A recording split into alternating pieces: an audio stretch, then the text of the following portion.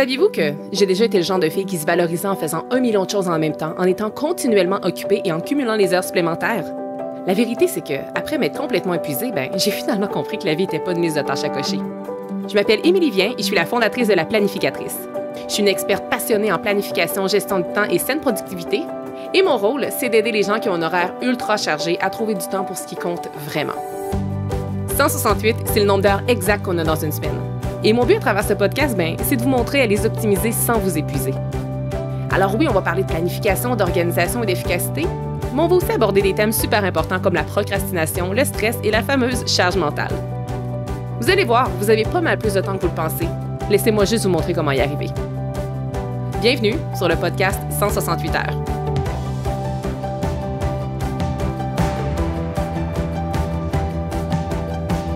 Bienvenue tout le monde dans cet épisode ultra spécial. Et pourquoi il est ultra spécial? Eh bien, tout d'abord parce que c'est le premier épisode de l'année, mais surtout parce que c'est l'épisode numéro 1 d'un grand événement hors série qui peut-être deviendra une tradition, on le verra. Et l'événement se nomme 5 jours pour débuter l'année avec clarté. Alors oui, c'est aujourd'hui que ça commence. J'espère que vous êtes prêts, j'espère que vous êtes prêtes. Nous entamons un beau processus de 5 jours ensemble et aujourd'hui, eh bien, c'est le jour numéro 1.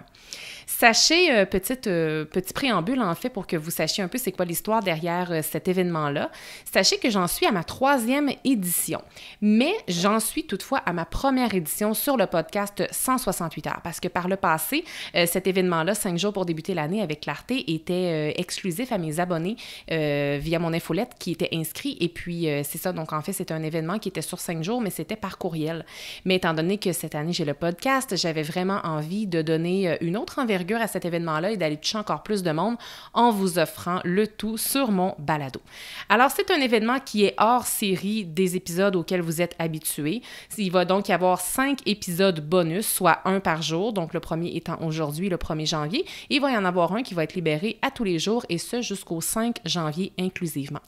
Bien que je vous encourage vraiment à profiter de l'énergie de la nouvelle année, sachez que les épisodes vont rester sur le balado après la fin de l'événement. Donc, si vous venez de me découvrir et de tomber par hasard sur cet épisode-ci, peu importe la date où nous sommes actuellement, donnez-vous la permission de participer à cet événement gratuit et transformateur. Je vous explique comment ça va fonctionner. Pour les prochaines journées, bien entendu, je ne passerai pas mon temps à vous répéter les mêmes choses. Là, je veux juste quand même prendre le temps de faire une belle introduction pour que vous compreniez bien quel est l'événement, parce que je sais qu'il y en a qui sont inscrits à l'événement et vous avez possiblement déjà reçu via l'infolette ce matin le lien, le cahier d'exercice et tout, mais peut-être que vous n'étiez pas inscrit, peut-être que vous ne saviez même pas que cet événement-là allait avoir lieu, donc c'est pour ça que je veux vraiment bien vous accompagner là-dedans. Alors, comment ça fonctionne l'événement hors série du podcast 168 heures qui se nomme 5 jours pour débuter l'année avec clarté? En fait, c'est très simple. Moi, de mon côté, je vous offre 5 jours de contenu exclusif. Donc, un contenu spécifique à chacune des journées pour 5 journées consécutives. L'objectif de cet événement-là, en fait, c'est que vous repartiez après ces 5 journées-là avec des objectifs clairs pour les 12 prochains mois qui sont sur le calendrier. Alors, comment ça va fonctionner? En fait, moi, vraiment, j'ai une thématique très précise par jour que je vais vous enseigner à travers un épisode. Les épisodes vont être courts. Si vous connaissez ma cadence, normalement, je suis pas mal à 30 minutes dans mes épisodes. Là, je veux vraiment viser le maximum 10 au maximum, gros maximum 15 minutes pour chacun de ces 5 épisodes-là. Et en complément avec l'enseignement que je vais vous transmettre dans l'épisode, je vais aussi vous encourager fortement à faire un exercice précis pour chacune des journées. Et je sais que votre temps est précieux, je sais que vous êtes sans doute occupé, c'est pour ça que je me suis assurée que les exercices que vous allez avoir à faire vont vous prendre un gros maximum de 30 minutes par jour. Donc, je vous encourage déjà, si ce n'est pas déjà fait, à mettre à votre agenda là, pour les 5 prochains jours, incluant aujourd'hui, un petit bloc de 30 minutes où vous allez pouvoir travailler sur le défi avec moi. C'est super important de suivre l'ordre des journées. Elles sont dans une séquence très précise et je sais des fois on a envie d'aller vite. Puis surtout si jamais vous commencez à écouter cet événement-ci avec quelques jours de retard, peut-être que les jours 2 et 3 sont déjà libérés et vous allez peut-être avoir envie de commencer par la journée 3 parce que peut-être que le sujet va plus vous interpeller, par exemple. Mais non, vraiment, là, les règles du jeu, si vous voulez obtenir les bons résultats, c'est vraiment de suivre la séquence. Alors, soyez patiente et suivez vraiment la séquence que j'ai prévue pour vous en commençant par aujourd'hui, le jour 1. Également, c'est très important de faire les exercices que je vais vous proposer de faire parce que oui, je vais vous transmettre des enseignements qui vont être très bénéfiques, mais pour vraiment aller au maximum de cet événement-là, pour vraiment tirer un maximum de bienfaits, c'est super important de faire les exercices. Il y a peut-être même des exercices que vous avez déjà fait par le passé, et même si vous les avez déjà fait par le passé, refaites-les parce que c'est certain que vous avez évolué et que les résultats vont être différents. Vous allez voir dans les show notes de cet épisode-ci qu'il y a un lien qui vous permet de télécharger un cahier d'exercices à chaque journée. Sachez que ce cahier-là, il est gratuit et c'est un excellent complément à l'enseignement du jour. Pourquoi? Comme je vous le disais plus tôt, ça va vraiment vous permettre d'aller en profondeur. Si jamais vous étiez inscrite à l'événement, peut-être que vous étiez inscrite avant le début, vous avez sans doute déjà reçu ce lien de téléchargement-là dans votre boîte courriel déjà. Je ne vais pas vous révéler en avance le sujet des 4 autres journées. Vous allez vraiment le découvrir comme une surprise au jour le jour. Donc vraiment, la règle du jeu, laissez-vous guider par moi, tout simplement. Essayez pas de comprendre la fin avant d'avoir commencé. Surtout, laissez de côté votre côté perfectionniste si vous en avez un et laissez-vous tout simplement aller. Donc moi, mon rôle, c'est de vous prendre par la main. Ça va être un 5 jours qui va être très bien structuré et même si vous allez peut-être par moment avoir l'impression de vous éloigner de l'objectif de l'événement, eh bien moi, je vous garantis que je vais vous ramener à bon port à la fin de la 5e journée et vous allez, à la fin de la 5e journée, repartir avec un plan clair, avec des objectifs clairs sur lesquels vous allez pouvoir travailler pour les 12 prochains mois. Donc moi, ce que je vous encourage de faire, si ce n'est pas déjà fait, parce que je l'ai déjà dit, mais je vous le répète parce que je suis une experte en planification, n'est-ce pas? C'est de vous prévoir un bloc de 30 minutes par jour à votre horaire aujourd'hui, mais aussi pour les 4 journées à venir cette semaine, pour faire les exercices proposés et aussi écouter les épisodes. N'étalez pas l'événement que vous êtes en train d'écouter, là. Étalez pas cet événement-là sur une trop longue période. Ça ne vous servira pas. Moi, je vous invite vraiment à le condenser sur 5 jours en faisant vraiment pas un événement, mais un exercice par jour et l'écoute d'un épisode par jour. Condensez ça en 5 jours. Pourquoi? Pour vraiment profiter au maximum du momentum que vous allez créer en ce beau début d'année. Maintenant, ce que je veux faire, c'est vous parler d'aujourd'hui, donc de cette grande première journée du jour 1. Alors, le thème d'aujourd'hui, c'est au-delà des souvenirs, se positionner avant d'avancer. Et pourquoi j'ai choisi de commencer avec cette thématique-là? Parce que souvent, une erreur que les gens font lorsqu'il est question d'objectifs, c'est de vouloir se planifier des objectifs avant même qu'ils soient clarifiés. Donc, l'objectif de la semaine, ça va être de clarifier tout ça. Mais encore là, avant de vouloir clarifier c'est quoi les objectifs sur lesquels on va travailler, il faut se positionner. Souvent, les gens veulent courir avant même d'avoir mis leurs chaussures puis de les avoir attachées. Donc, moi, je vous ramène à la base aujourd'hui. Donc, à travers les prochains jours, je vais vous aider à faire la rencontre d'une personne vraiment exceptionnelle. Puis cette personne-là, eh bien, c'est la future personne de vous-même. Vous allez sans doute m'entendre souvent parler de future self, qui est juste, en fait, l'appellation anglaise de la future personne de vous-même. Personnellement, parce que lorsque je travaille sur moi, je travaille beaucoup en anglais parce que je lis beaucoup de livres là-dessus. Donc, ça se peut que future self vienne plus naturellement que la future personne, la future version de vous-même, mais sachez que c'est la même chose. Donc, sachez que lorsqu'on établit les bons objectifs, chacun d'eux nous rapproche de cette future version de nous-mêmes et plus claire cette personne est dans votre esprit, eh bien plus on se sent accompli et libre lorsqu'on tente de s'en rapprocher.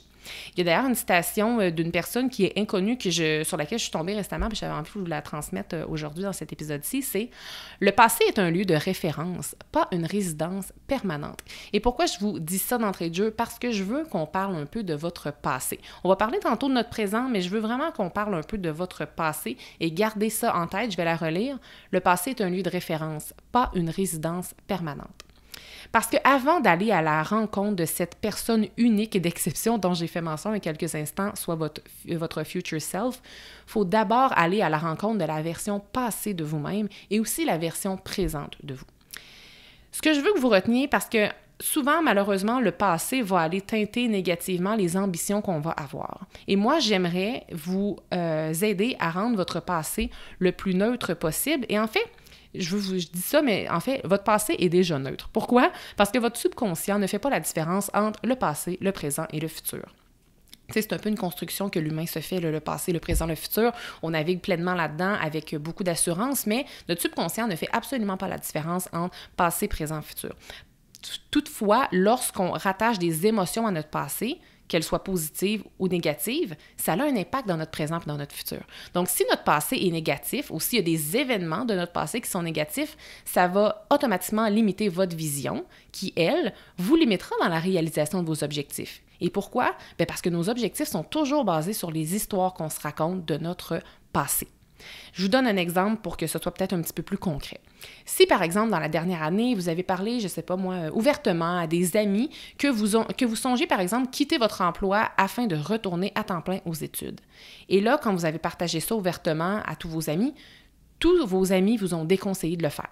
Il y en a qui ont dit hey, « t'es ben trop vieille, tu vas trouver ça difficile. » Il y en a d'autres qui ont dit hey, « ben là, tu vas diminuer de salaire, ça n'a pas de bon sens, ça va impacter négativement ton style de vie. » Il y en a d'autres qui m'ont dit hey, « mais inflige-toi pas ça, ça va être ben trop difficile, tu vas devoir refaire des travaux d'équipe, tu seras plus dans la même game, ça marchera pas. » Il y en a d'autres qui vont peut-être dire « ben hey, fais pas vivre ça à tes enfants, là, comme c'est un gros step, là, attends que tes enfants soient peut-être plus vieux, ça va nuire à ton couple, bla bla bla bla bla bla bla. » Donc, je suis certaine que vous avez déjà vécu ce genre d'événement-là.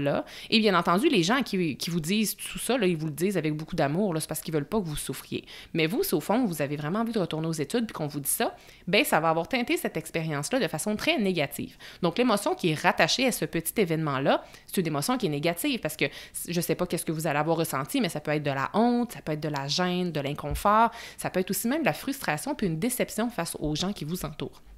Donc, c'est quoi le résultat de ça? Bien, si vous continuez de vous raconter cette histoire-là dans votre tête, soit que cette expérience a été négative, bien, ça va influencer votre vision et vos objectifs parce que vous allez vous laisser influencer par cet événement du passé-là. C'est comme si cet événement du passé va dicter les pas de votre avenir et ça, on ne veut pas ça parce que c'est teinté négativement. Parce qu'au final, là, si je reprends encore cet exemple-là, il se peut que vous choisissiez quand même de retourner aux études, mais il se peut aussi que vous ne le fassiez pas. Ou bien vous allez peut-être choisir de le faire, de retourner aux études, mais qu'à l'avenir, vous allez peut-être tenter de vous justifier davantage auprès de vos amis quand vous allez vouloir faire un step vers quelque chose. Ou pire, vous allez peut-être prendre l'habitude de ne plus partager vos rêves et vos ambitions à vos amis ou bien à votre entourage. Tout ceci en raison d'une expérience passée à laquelle on a rattaché une émotion négative.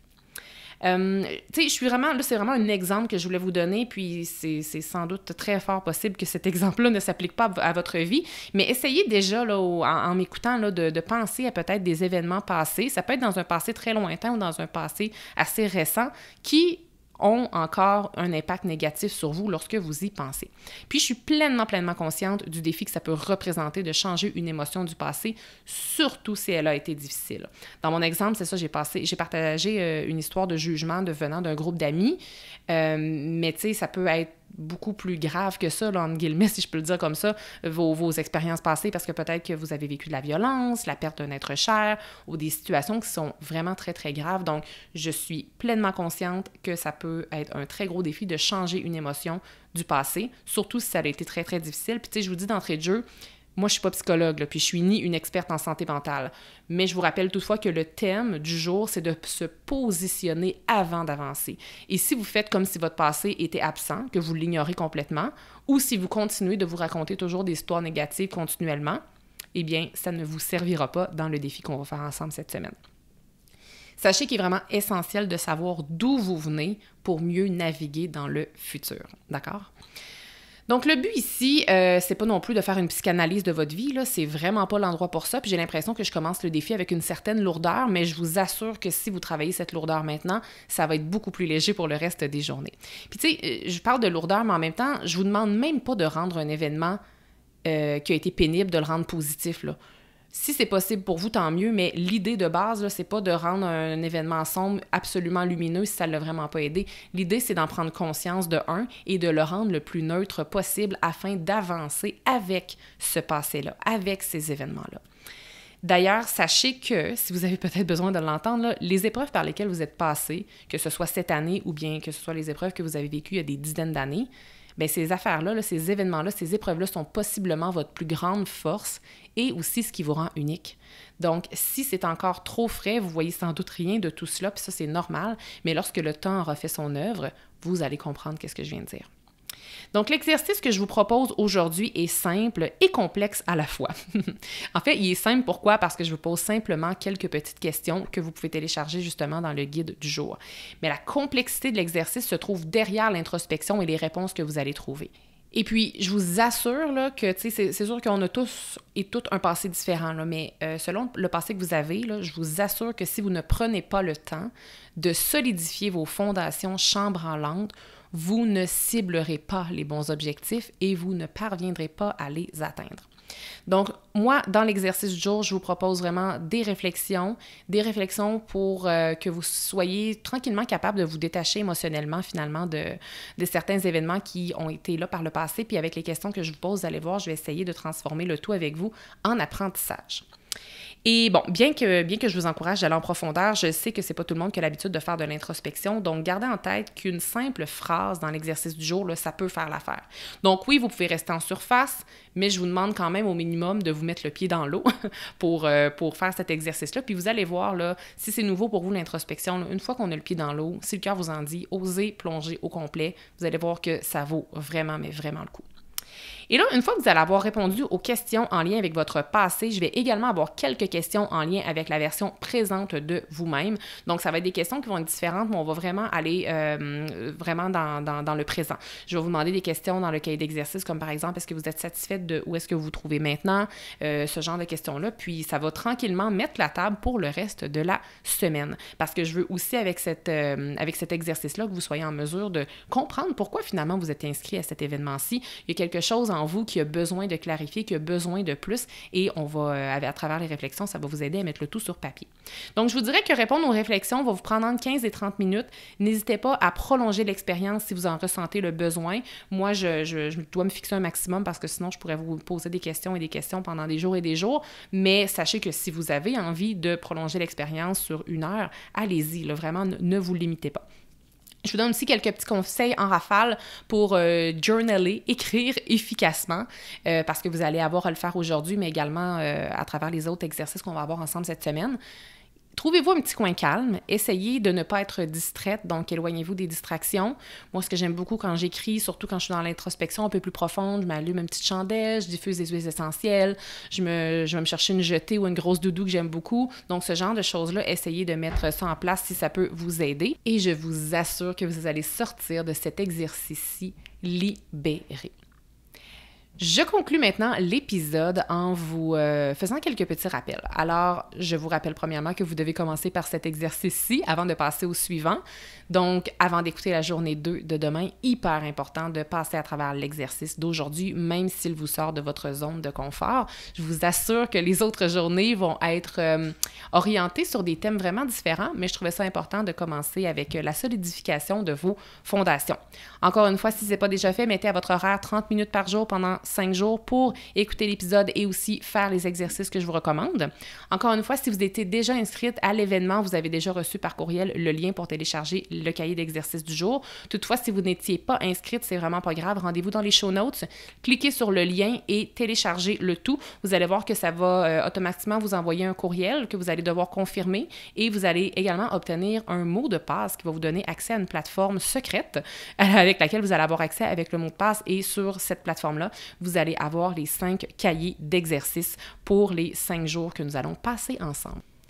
Donc, je m'arrête ici, tout le monde. J'espère que vous avez aimé la formule. Donc, c'était la fin de la première journée du 5 jours pour débuter l'année avec clarté. Je vous dis à demain, et comme ça, juste un petit teaser, sachez que demain, c'est mon exercice favori de la semaine que je vais vous proposer. Donc, je vous en dis pas plus, je laisse planer le suspense, mais je vous assure qu'à la fin de la journée de demain et à la fin de l'exercice de demain, vous allez vraiment, vraiment ressortir super motivé et inspiré. Donc, je vous dis à bientôt, bonne réflexion et bonne première journée! Merci d'avoir été là. Si cet épisode vous a plu, est-ce que je peux vous demander un petit service? Allez évaluer le podcast 168 heures en lui donnant un 5 étoiles et abonnez-vous pour ne rien manquer. C'est honnêtement la meilleure façon de le faire découvrir aux autres, puis en même temps, ça me témoigne que vous l'aimez. J'ai déjà hâte qu'on se retrouve, et d'ici là, assurez-vous de profiter pleinement des 168 heures de votre semaine. À bientôt!